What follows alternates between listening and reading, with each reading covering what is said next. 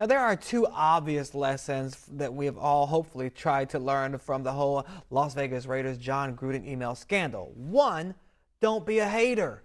And two, if you are a hater, for goodness sake, don't put it in writing.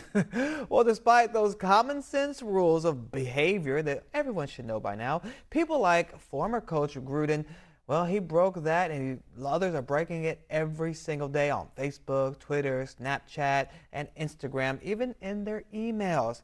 And we have two experts joining us to talk a little bit more about this and talk about how easy it is to make a life-altering mistake and hopefully how easy it is to avoid doing so. Welcome Jonathan Bell from New York. He's an employment attorney, small business expert, workplace sexual harassment expert, and the founder of Bell Law Group. Also joining me is Warren Cohn in Miami. Now, he is the CEO and founder of the Herald PR and CEO of Emerald Digital. Thank you both for being here.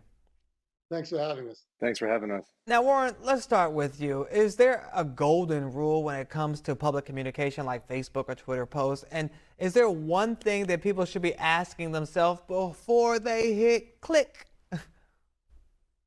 Well, I mean, I think unfortunately, as we see with the Facebook hearings and other things that have been going on as of late, Facebook and Instagram and other social media channels brings out a lot of hate and racism among individuals. So I think the golden rule is, don't be hateful and racist in the first place. And if you're going to, and if you're a public figure, again, which no one endorses, I think, keep that off of Facebook. Would you want God seeing what you're doing? Would you want an attorney or a judge seeing what you're doing? Would you want a significant other or someone who's about to hire you to see what you're doing? And always go through that lens and that filter before posting anything. But I think that I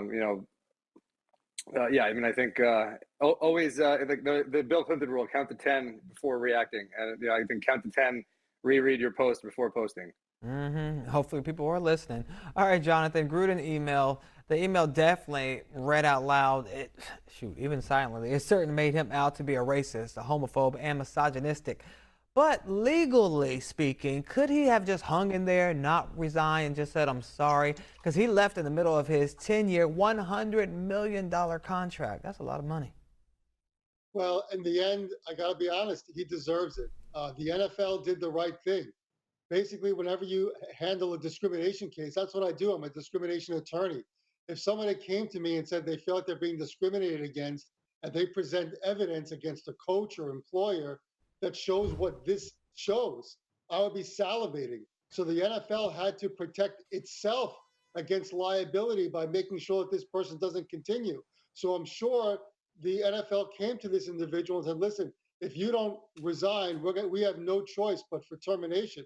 My understanding is that this coach coached a player that's openly gay, Carl Nassib, that came out within the last year, first openly gay NFL player, which was very exciting.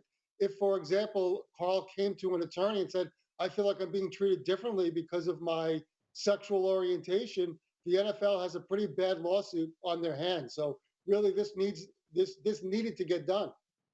Okay, well, I'm going to give you guys a hypothetical. Warren, start with you. Okay, so let's say I'm a 22-year-old college graduate just hitting the job market. What do I need to do or know about guarding my image online? I mean, I've notified any intern we have or anybody who's coming out of college, if you have any of those silly frat party or fraternity, sorority formal pictures, everything should be private if not taken down on all your social media channels. Recruiters and employers don't want to see bikini pictures. They don't want to see you, popping bottles on spring break. They want to see, professionals and people who, understand, their public image and who are going to represent a company publicly. And I think, we 5-10 years ago, maybe people weren't looking, on all your social channels and investigating us. But, that time is now. Everything is looked at. Everything is that's in the public domain can and will be, used on your record and or against you. All right, well, Jonathan, he brings up a good point. Let's say I'm a 30-year-old former frat boy and was kicking it all through college, and I've seen the light. I want to clean up my image. I've seen my wicked ways, and I want to make sure it doesn't exist anymore. Is that possible to even scrub that from social media? Because people say once it's on social, it exists forever. Or are there professional groups that can clean that up for you? No, I thought the question was for Jonathan. We have a host of was that for Jonathan? I'm sorry. Yeah, John, you want to comment on that? I don't know if he's Um, frozen. There he goes. I'm sorry, I thought that was my expertise is not computer or social media. It's really discrimination. So I really don't know the answer. If you can scrub it, I could tell you just generally speaking, don't be a racist, don't be a homophobe. This is not about hiding what you are. This is about just not being that. Because to the extent that you are, it's going to come out. You can't hide your true colors, and you're putting yourself and the company at liability, and you should be. So the answer is don't do it. If you're in a close group of friends who really don't have these types of attitudes but like to kid around, you better not put this stuff in writing because it can be used against you. However, to answer your question, once it's out there, yeah, I guess you should go through it and comb your social media page and delete something you can. I don't know. There may be some organizations out there, but at the end of the day, I'm an employment lawyer. I do discrimination. If I see something like this and you're continuing to do this and treat people differently, I'm going to go after you. All right. Well, great advice. Hopefully people are listening and will protect themselves and others. Thank you both for joining us today. And when we come back, it's a type of cancer that only men get, but it's also highly curable if caught in time. We talk about prostate cancer prevention next in our Be Well segment.